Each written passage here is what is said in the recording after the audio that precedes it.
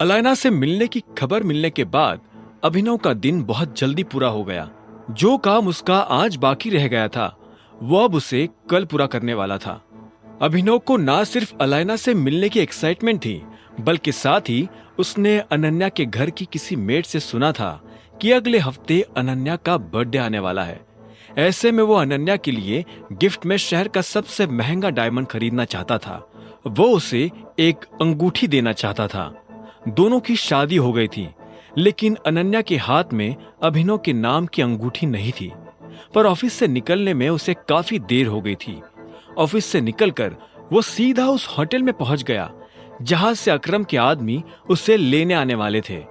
उसने इस बीच अपने लिए एक महंगा सा सूट खरीद लिया था और साथ ही वो मजे से खाना खा रहा था। जब शाम को वो अकरम के आदमियों के आने के इंतजार में अपने कमरे में आराम कर रहा था, तभी अकरम का फोन आया। उसने पूछा, सब ठीक है? तुम्हारी खातिरदारी में कोई कमी तो नहीं है? बिल्कुल भी नहीं, सब कुछ बहुत बढ़िया है, अभिनव ने कहा। इतने में उसके दरवाजे पर दस्तक हुई। अभिनव ने उठकर दरवाजा खोला तो देखा सामने दो लोग खड़े थे। अभिनव सर, मेरा नाम कैलाश है और ये संग्राम। हम दोनों को अकरम सर ने भेजा है। हम आपको ऑक्शन के लिए लेने आए हैं।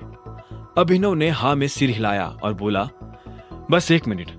इतना कहते ही वो शीशे के सामने जाकर खड़ा हो गया और अपने बाल ठीक करने लगा। वो नहीं चाहता था कि अलायना के ऊपर उसका इंप्रेशन खराब जाए। फिर उसने एक महंगा सा परफ्यूम लगाया जिससे सारा कमरा महक उठा और उन दोनों के साथ कमरे से बाहर आ गया। अभिनव संग्राम और कैलाश के साथ गाड़ी में बैठकर रवाना हो गया था। कैलाश गाड़ी में ही बैठा था और संग्राम अभिनव को लेकर ऑक्शन हॉल में दाखिल हो गया था। अभिनव और संग्राम अपनी अपनी कुर्सियों पर जाकर बैठ गए थे। उस हॉल में उन दोनों के अलावा तकरीबन 20 और लोग मौजूद थे। वहां का माहौल देखकर ऐसा लग रहा था कि ऑक्शन पहले ही शुरू हो चुका था। 5 करोड़ और ये बोली जाती है, ऑक्शन लगाने वाले आदमी ने कहा। लेकिन अभिनव का ध्यान उस आदमी पर नहीं था। वो बस इधर उधर देख रहा था। उसकी नजर अलायना को ढूंढ रही थी। जब उसे अलायना कहीं भी दिखाई नहीं दी तो उसने संग्राम से पूछा, अलायना कहाँ है? संग्राम ने तुरंत हॉल में इधर उधर देखा और बोला, वो तीसरी रो में बैठी है, हमारे पास वाले कॉलम में, और अपने सीधे हाथ की तरफ इशारा करने लगा। अभिनव ने भी उसी दिशा में देखा तो उसे एक लड़की की पीठ नजर आई। अभिनव उस लड़की के कपड़ों को देखते ही समझ गया था कि वो बहुत अमीर है। भले ही वो अलायना का चेहरा नहीं देख पा रहा था, लेकिन उसे पूरा यकीन था कि वो काफी खूबसूरत थी। उसके एक पैर पर दूसरा पैर डालकर बैठने का अंदाज ही उसके बारे में बहुत कुछ कह रहा था। और हमारा अगला आइटम है कारपेट, और इस कारपेट की बोली शुरू होती है 3 करोड़ से। इतने में बोली लगवाने वाले आदमी ने वहां बैठे सभी लोगों का ध्यान अपनी तरफ खींचते हुए कहा, इसे मैं लूंगा। इतने में अभिनव को अपने पीछे बैठे एक आदमी की आवाज आई। तभी बोली लगवाने वाले ने फिर से कहा, क्या कोई इस आइटम पर बोली लगाना चाहता है? उसकी बात का जब किसी ने पलटकर जवाब नहीं दिया तो उसने कारपेट अभिनव के पीछे बैठे आदमी को बेच दिया। उसके बाद बोली लगाने वाले ने अपना अगला आइटम पेश करते हुए कहा, और हमारा अगला आइटम है ये नायाब खूबसूरत जन्नत से उतरा हुआ हीरो का हार। इसमें बेशकीमती हीरे जड़े हुए हैं। कौन लेना चाहेगा इस हार को? इसकी बोली शुरू होती है 10 करोड़ से। 10 करोड़। अचानक से अलायना ने अपना हाथ ऊपर करते हुए कहा। बोली लगाने वाले आदमी के चेहरे पर मुस्कान आ गई। उसने अलायना को देखा और बोला, मिस अलायना की तरफ से 10 करोड़। और कोई? उसके सवाल के जवाब में किसी ने कुछ नहीं कहा। सभी लोग अलायना से डरते थे। अलायना अगर किसी चीज पर अपना हाथ रख देती थी तो उसके बाद उस चीज की तरफ कोई आंख उठाकर भी नहीं देखता था। एक बार दिक्पाल ने जरूर ऐसा कुछ करने की कोशिश की थी और तब से अलायना दिक्पाल की जान के पीछे हाथ धोकर पड़ी है। 11 करोड़। इतने में अभिनव ने पीछे से कहा। यह सुनते ही अलायना पलटकर अभिनव को देखने लगी। अभिनव भी पहली बार अलायना के खूबसूरत चेहरे को देख रहा था। अभिनव तो उसे देखकर मुस्कुरा रहा था। लेकिन अलायना जिन तीखी नजरों से उसे देख रही थी, उसे देखते ही अभिनव समझ गया था कि उसने अलायना को नाराज कर दिया है। लेकिन अभिनव चाहता ही यही था। अगर वो ऐसा नहीं करता तो उसका इस ऑक्शन में आने का कोई फायदा नहीं था। बलराज ने अलायना के मामले में अभिनव को जो कुछ करने से मना किया था, अभिनव आज अलायना के सामने वही सब करने वाला था। मिस्टर अभिनव की तरफ से 11 करोड़। 15 करोड़। अलायना ने भी तुरंत जवाब दिया। यह सुनते ही अभिनव के चेहरे पर मुस्कान आ गई और उसने कहा, 15 करोड़ 111 रुपए। ये क्या पागलपन है भाई? अभिनव की यह बात सुनकर किसी ने पीछे से कहा। इतने में बोली लगाने वाले ने अभिनव का बोला अमाउंट फिर से रिपीट कर दिया। संग्राम अभिनव के पास आया और बोला, सर, अलायना पहले से काफी नाराज हो चुकी है। आप उसे और नाराज क्यों कर रहे हैं? मैं जानता हूं मैं क्या कर रहा हूं, अभिनव ने शांति से कहा। अलायना ने फिर से पलटकर अभिनव को देखा और बोली, 20 करोड़। बोली लगाने वाले ने अलायना का अमाउंट रिपीट किया तो अभिनव ने उसमें अपनी तरफ से बढ़ोतरी करते हुए कहा, 20 करोड़ 1 रुपया। अभिनव सर, ये क्या कर रहे हैं? यहां बोली कम से कम 100 रुपए से आगे बढ़ाई जाती है। संग्राम ने अभिनव को समझाने की कोशिश करते हुए कहा, लेकिन अभिनव उसकी बात नहीं सुन रहा था। इतने में अलायना बोली, 30 करोड़।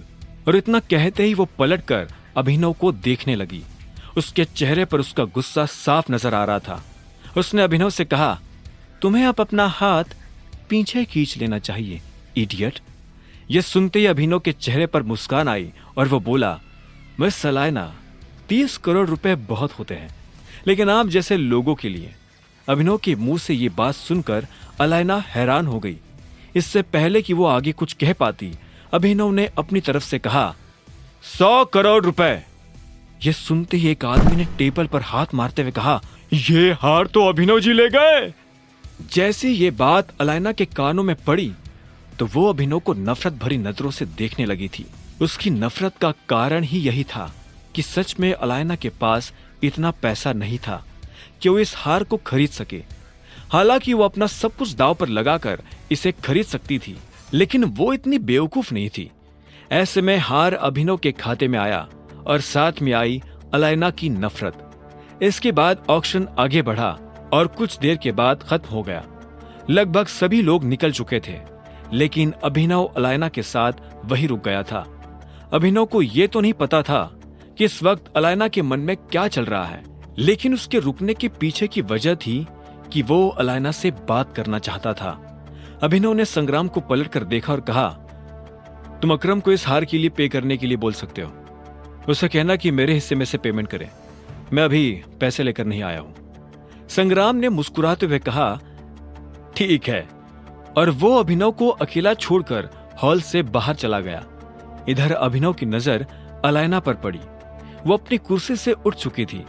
जैसे वो दरवाजे से बाहर जाने वाली थी कि इतने में अभिनव ने कहा, मिस अलायना। और वो अलायना के पास चला आया। अलायना पलटी तो अभिनव ने कहा, क्या मैं आपसे कुछ देर बात कर सकता हूं? इतना कहकर अभिनव उसके सामने आकर खड़ा हो गया। अलायना उसे ऊपर से नीचे तक ठंडी नजरों से देख रही थी। आखिर में उसने कहा, किस खुशी में मैं तुमसे बात करूं? मेरा तुमसे कुछ लेना देना ही नहीं है, मिस्टर अभिनव। उसका गुस्सा उसकी आंखों और उसकी जुबान पर साफ नजर आ रहा था। यह सुनकर अभिनव के चेहरे पर मुस्कान आ गई। वो धीरे धीरे अलायना के पास जाने लगा। अब दोनों के बीच बस कुछ ही इंच की दूरी बाकी रह गई थी। अभिनव ने उसके पास आकर धीरे से कहा, जब आप ऐसे गुस्सा करती है ना तो बला की खूबसूरत लगती है। उसकी आवाज में तंज था। अभिनव वो सब करता जा रहा था जिसे करने के लिए बलराज ने उसे मना किया था। अलायना ने एक पल के लिए उसे देखा और आखिर में हल्की सी मुस्कान होठों पर लाते हुए बोली, तुम्हें ऐसा लगता है? अभिनव भी मुस्कुराते हुए बोला, मैं आपको फिर से चिढ़ाने के लिए कुछ भी कर सकता हूं, क्योंकि चिढ़ने के बाद आपके चेहरे की खूबसूरती और ऊपर चढ़ जाती है। यह सुनते ही अलायना भी एक कदम अभिनव की तरफ बढ़ गई। अब वो दोनों काफी करीब आ गए थे। उसने अभिनव से कहा, यहाँ नए हो, यहाँ के रूल्स नहीं पता?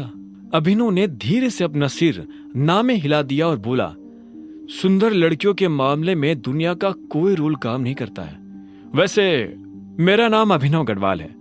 इतना कहते ही अभिनव ने हाथ मिलाने के लिए अपना हाथ आगे बढ़ा दिया। अलायना ने कुछ देर तक अभिनव के हाथ को देखा और फिर इग्नोर कर दिया। इतने में हॉल का दरवाजा खुला और अचानक से कुछ आदमी भागते हुए अंदर आए और अलायना के पास आकर खड़े हो गए। Any problem madam? उनमें से एक आदमी ने पूछा। अभिनव ने पहले उस आदमी को देखा और उसके बाद अलायना का हाथ पकड़कर उससे अपनी तरफ खींच लिया। अलायना ना चाहते हुए भी अभिनव से गले लग चुकी थी। अभिनव ने उसे अपने और करीब खींचा और उसके कान के पास आकर धीरे से बोला, मुझे लगा था कि इन सब कबूतरों में कम से कम तुम्हारे पास तो बास जैसी पारखी नजर होगी। नंदिता, मैं तुम्हारा बॉस हूं, टाइगर। यह सुनते ही अलायना एक पल के लिए जम गई थी। उसके मुंह से धीरे से निकला, अभिनव, तुम टाइगर हो? अलायना ने हैरान होते हुए कहा। उसकी आंखों के सामने उसका पूरा बचपन घूम गया था। गिने चुने लोगों के अलावा किसी को पता नहीं था कि अलायना का असली नाम नंदिता है। अभिनव ने फिर से उससे अपने पास खींचा और बोला, जोर से मत बोलो, मैं अंडर कवर हूं। तुम ये क्या कर रहे हो? मैडम को छुड़वाओ और पकड़ो इस आदमी को। इतने में अलायना को घेरे हुए लोगों में से एक आदमी ने बाकी लोगों को ऑर्डर देते हुए कहा। लेकिन इससे पहले कि बाकी लोग अभिनव को पकड़ने के लिए आगे आते, अलायना ने कहा, रुको। उसकी आवाज सुनते ही जैसे सभी लोगों के पैर एक साथ जम गए थे। तभी अलायना ने अभिनव को देखा और बोली, अभिनव गढ़वाल? सच में तुम्हारा नाम अभिनव गढ़वाल है? उसने मुस्कुराते हुए पूछा। अभिनव ने उसे छोड़ा और अपने दोनों हाथ फैलाते हुए बोला, हाँ, ऊपर से लेकर नीचे तक मैं ही हूं अभिनव गढ़वाल। यह सुनते ही अलायना ने अपना मुक्का कसा और सीधा अभिनव की छाती में दे मारा। इससे पहले कि अभिनव इस मुक्के के पीछे का कारण पूछ पाता, अलायना ने कहा, यह मैंने तुम्हें इसलिए मारा क्योंकि आज से 20 साल पहले तुम मुझे छोड़कर चले गए थे। अभिनव को दर्द भी हो रहा था, लेकिन वो मुस्कुरा भी रहा था। अभिनव को याद आ गया था कि उसके पापा के एक्सीडेंट हो जाने से पहले वो अलायना से कई बार मिल चुका था। उसका असली नाम अलायना नहीं बल्कि नंदिता था। जब वो छोटे थे, नंदिता तभी से बहुत बहादुर थी।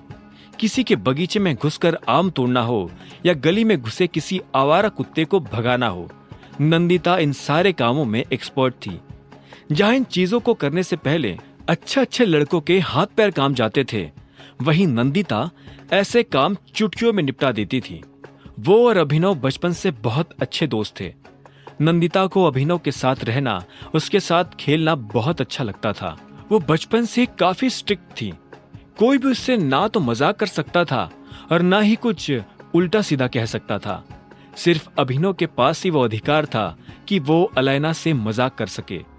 जब अलायना ने अभिनव को फिर से देखा तो उसके चेहरे की मुस्कान और बड़ी हो गई थी।